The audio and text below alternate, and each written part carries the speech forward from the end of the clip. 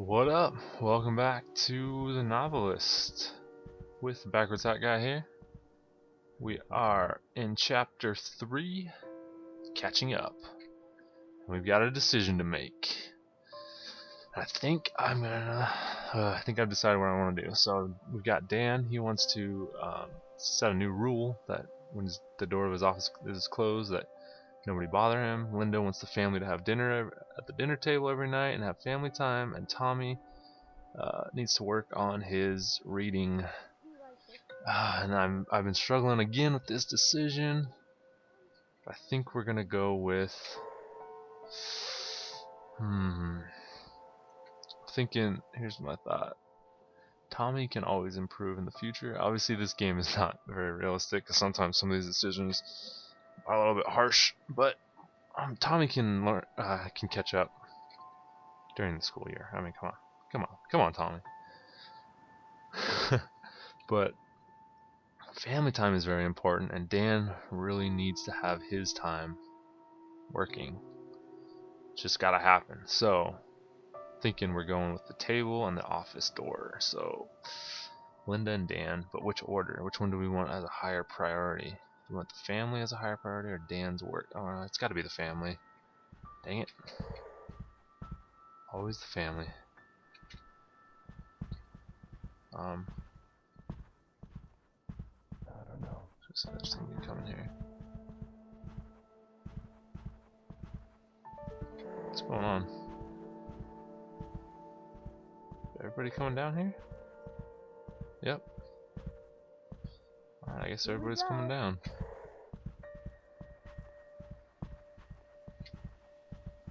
Tickets are booked in Tahoe for September, just the two of us, that's cool.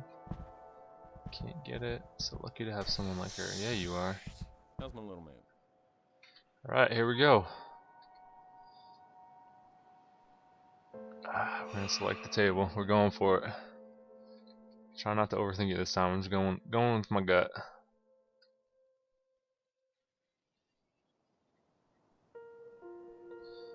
Alright, so here we are. Get to learn a little bit more about the house. The desk of Harold Baxter, January 22nd, 1948. So a few days after those previous ones. A final entry before I depart. The bank would no doubt prevent me from purchasing the house due to the inherent conflict of interest. But given its history of frequent ownership changes, I feel confident the mortgage department will be glad to have the property off their hands. I believe I can set up a trust, or perhaps a shell company, and convince Mr. Lowry that we must part with the property for less than market value. I feel certain I can appeal to his conservative nature. I believe it will prove to be a shrewd investment as a rental property, and I think I now understand why people do not stay for extended periods. I find myself unable to describe the feeling precisely, but in my time here I have found my mind drifting in strange ways, as if it was not always my own. But the natural beauty is undeniable. Perhaps shorter visits are wiser use of the property. Yes, I believe that is a fine idea indeed. So the ghost is affecting his mind. So the question is, it's kind of the big assumption is that we are that ghost. Still here, many years later, affecting the decisions of the new people, the new inhabitants of the house. So there's gotta be at least one more. Oh, here we go. The Diary of Claire Bradford, September 4th, 1961. We're here, so why don't I feel more excited? This was supposed to be fun, not just Roger and me. Mom and Dad think we're here with Ben and Lowry, but of course that was just a trick. Nope, just Roger and me in this big house by the ocean for the whole week. I'm sad to see that there's no piano here, but I suppose a week without practice won't do me too much harm.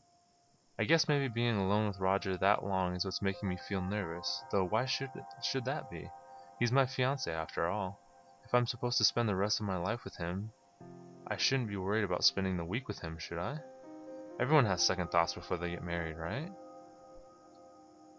Claire Bradford. Interesting. What's this? Oh. Okay, so we're gonna go with the compromise of the office. That's gotta be the store.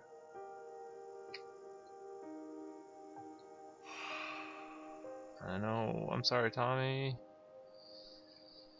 But family first, and then work.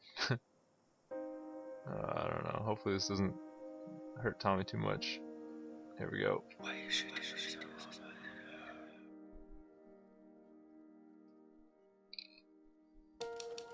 Linda was glad when Dan committed to family dinners each night, and she made sure to give Tommy extra help in the mornings. Being able to count on quality family time every night and knowing she and Dan would have dedicated time together gave their relationship a sense of stability that helped them face other challenges.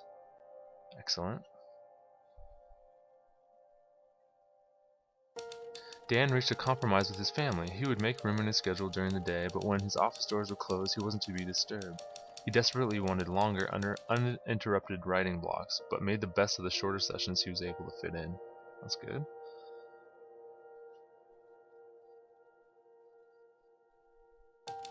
Tommy didn't understand why his father, a writer, wouldn't help him with his reading lessons. Linda devoted herself to Tommy's morning practice, but only having one parent there sent a message that Tommy wouldn't forget.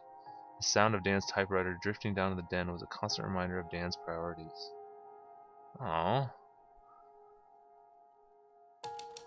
And that's how the Kaplans' first month at the house on the cliff came to an end.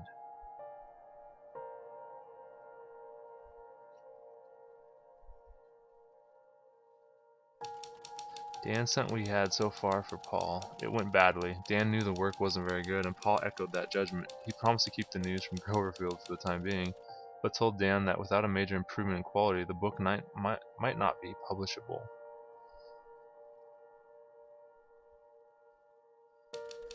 A few nights later, Dan and Linda got a babysitter and drove into town for a date. Dan surprised Linda by giving her a necklace he'd snuck into town to buy that day before, and Linda surprised him back when she gave him a watch he'd had his eyes on.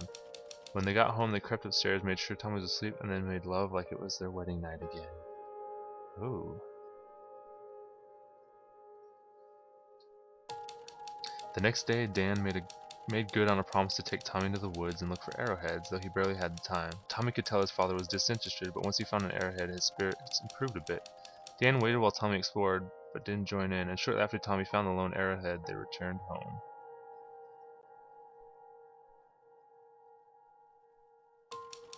They still had 2 more months on the coast, and their story was just beginning.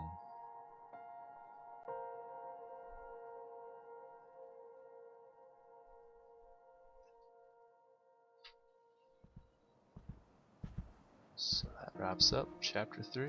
Now, chapter 4, Vacation. It was summer, and summer was the time. Someone has turned off a few lights in the house. Lights that have been turned off cannot be possessed. Ooh, so make it a little bit interesting. Oh, so like that one, I can't possess it. Interesting. Alright, well, that wraps up chapter 3 and wraps up the first month of the Kaplans. So far, Dan's not doing too well on his book, but him and Linda sound like their relationship is back on track and they are enjoying each other's company. And Dan is spending some time with Tommy, but not as much as Tommy would like. So this is interesting. We'll have to see where we go from here. So thank you for watching, and I will see you next time.